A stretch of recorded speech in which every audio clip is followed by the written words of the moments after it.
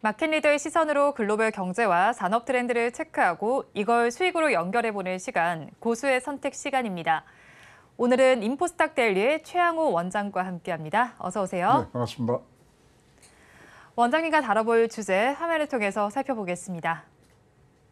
오늘의 주제입니다. 미국 시장이 좀 골디락스 국면에 진입했다라는 이야기도 나오고 있습니다. 연준의 긴축 변수로 작용할 수 있을지 한번 자세한 내용 다뤄보도록 하겠습니다. 일단 원장님 지난주에는 미국 출장 이슈로 저희 그렇습니다. 방송에 출연하지 못하셨는데 네네. 일단 미국 현지 상황 어땠는지 좀 먼저 전해주시죠. 미국의 이제 전문가들이 이제 있지 않습니까? 네. 근데 굉장히 비판을 많이 받아요. 왜냐하면 지금 전문가들이 계속 얘기한 게 아니 경기 침체 없이 물가가 하락하는 건 불가능하다 이 얘기를 많이 했거든요. 네. 근데 지금 보면 말씀하신 대로 골디락스가 지금 왔느니 안 왔느니 지금 굉장히 지금 얘기들을 많이 하고 있거든요.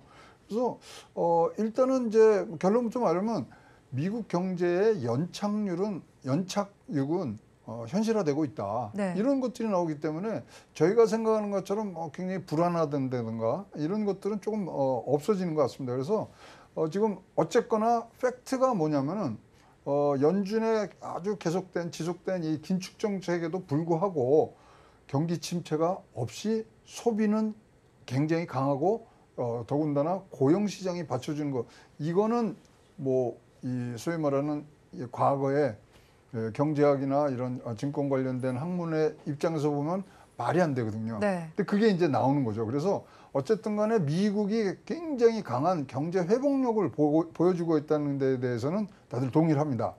그 다음 것이 이제 문제죠. 그러면 금리 인상 더 해야 돼요. 이제 그만해야 돼요. 어떻게 해야 돼요. 이제 그런 질문들이 나오지만 일단은 이제 컨센서스가 이루어지는 부분들은 이 연착륙 아니라 노랜딩이고 굉장히 현실화된 거 아니냐 이렇게 지금 보여지고 있습니다. 네, 그렇죠. 그러면 실제로 노랜딩 가능성은 어느 정도나 될 것이다라고 보실까요, 원장님? 일단은 하여튼 탄력적으로 지금 소비가 특히 이제 서비스업 쪽으로 탄력적으로 지출이 계속되고 있는 한 일단은 거기를 또 받쳐주는 강력한 노동시장이 존재하는 한은 일단은 침체는 없다. 굉장히 마일드한 리세션은 있을 수 있지만 이 전체적으로 그러니까 가라앉는 정도의 그런 침체는 분명히 없을 것이다. 그래 놓으니까 이제 일단 이제 내일 모레면은 미국 이제 FOMC가 열려서 이제 기준금리를 올리지 않습니까? 네. 올리는 건 확실해요. 그다음에 그 다음에 어떻게 할 거가 이제 왈가왈부가 굉장히 많습니다.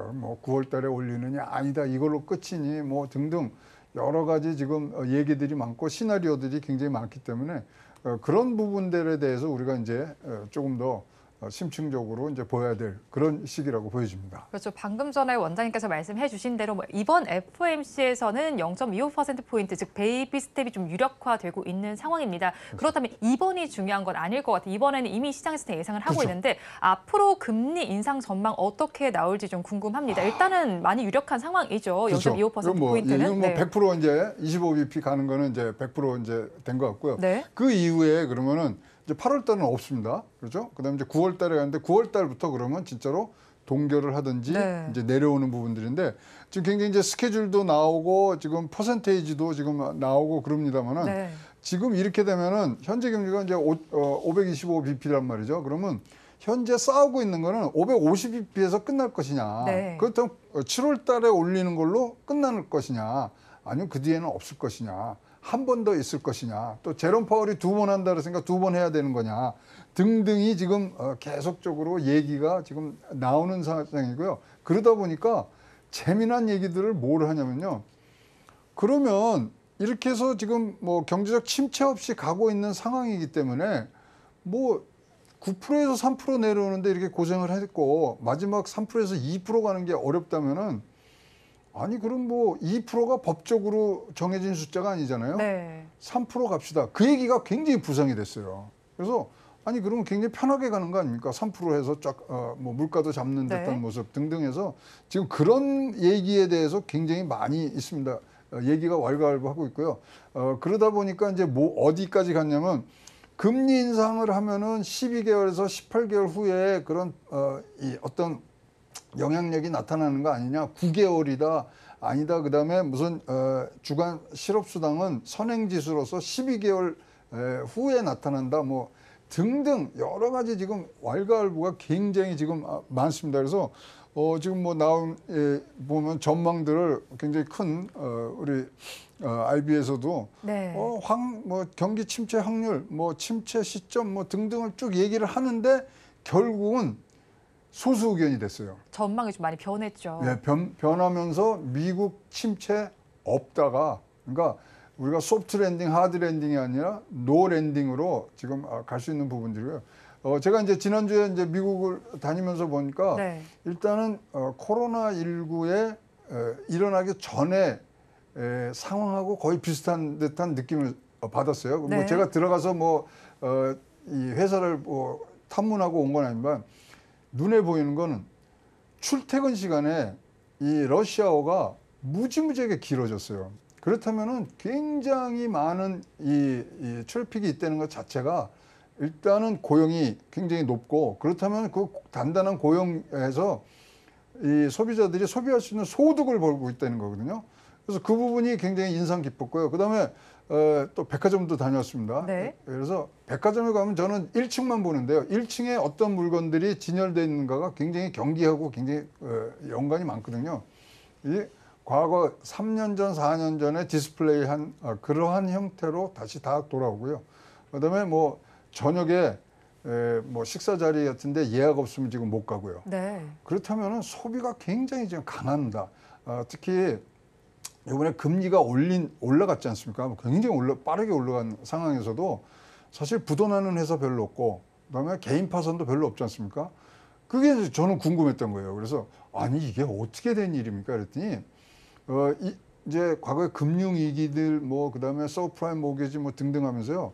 개인과 기업이 대출 받는 거에 대해서 굉장히 규제를 많이 했었어요. 네. 그러다 보니까 우리가 알고 있는 평상시의 대출 증가율보다 굉장히 대출이 억제가 돼 있더라고요. 그러니까 금리가 많이 올라가는 부분들에 대해서 개인이나 기업이 그 앞에 우리가 치렀던 어떤 금융위기와는 다르게 네. 좀 편하게 금리 인상을 받아들이는 느낌입니다. 그래서 이제 물가에 대해서도 얘기들을 많이 하는데 물가가 이제 미국에서는 가장 중요한 게 네. 기름값이거든요. 근데 기름값이 내렸어요. 많이 내렸어요. 내렸는데 다시 조금 올라가는 상태랍니다. 근데 내렸다가 올라가는 상황에서 소위 말하는 마켓의 저항이 하나도 없었다는 거예요. 그러니까 그만큼 9%에서 3%까지 내려오는 거는 대단한 일이라는 거를 지금 인정들을 마켓에서 하는 거거든요. 그렇다면은 지금 3%에서 2% 가는 거는 굉장히 마지막에 이제 결승선을 가기 위해서 라스트 스파트를 해야 되는데 아니 그렇게 해서 경기 침체가 오면 뭘 하냐.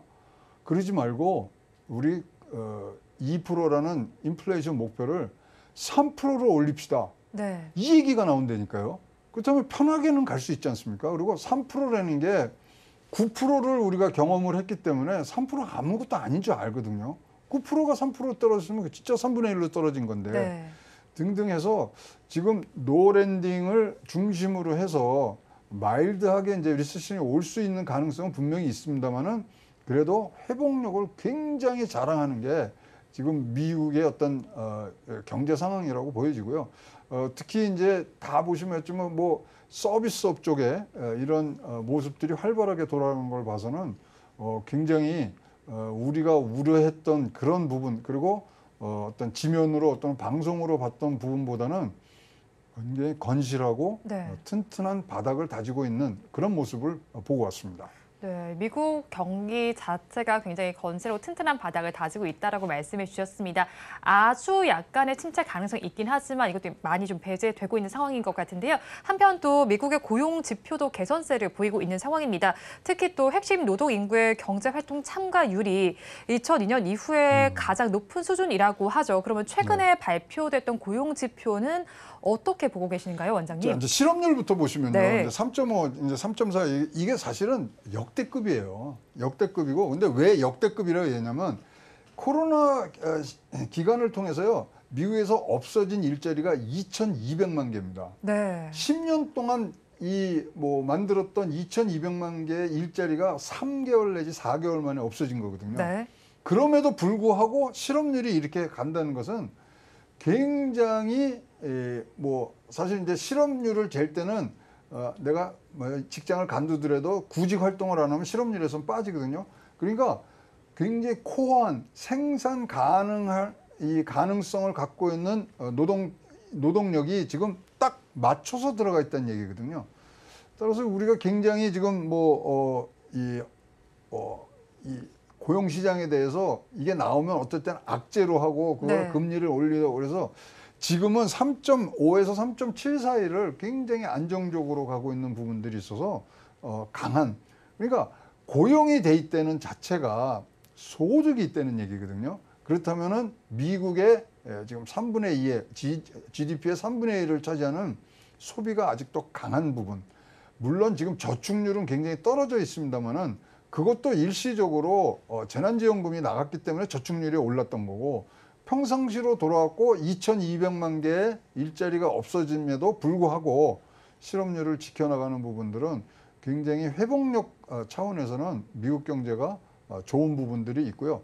그렇다 보니까 우리 뭐 항상 얘기를 하지만은 금리의 향후 이 인상 과정이라든가 스케줄이 사실 좀 혼란하긴 합니다. 네. 그러나 하나 분명한 거는 올해 말이면은 일단은 동결 그다음에 인하의 어떤 얘기들이 훨씬 더 많이 나오는 부분들로 옮겨타지 않을까 이렇게 보여집니다. 네, 고용 시장은 계속해서 화랑을 좀 보이고 있습니다. 그렇다면 또 현지 시간으로 이번 주 금요일이죠.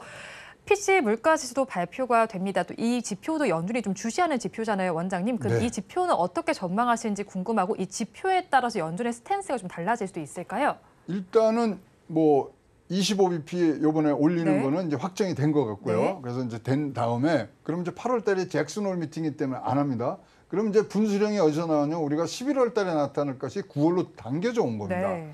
그래서 지금 뭐 계속 이제 이번 주 내에 이제 뭐 2분기 GDP라든가 이런 중요한 성적들이 나옵니다만은 그럼에도 불구하고 저는 이번 7월 달이 금년 내에 마지막 인상이 될 수 있는 확률이 굉장히 높아졌다.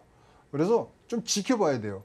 그 다음에 이제 두 번째, 지금 미국은 내년이 대선이기 때문에 말씀드린 대로 한번 금리를 올리면 12개월에서 18개월 정도의 기간 이후까지도 이 효력이 나타나기 때문에 여기서 괜히 올린다는 그런 상황에 정치적 판단을 할 수 있는 개연성이 굉장히 높아졌거든요.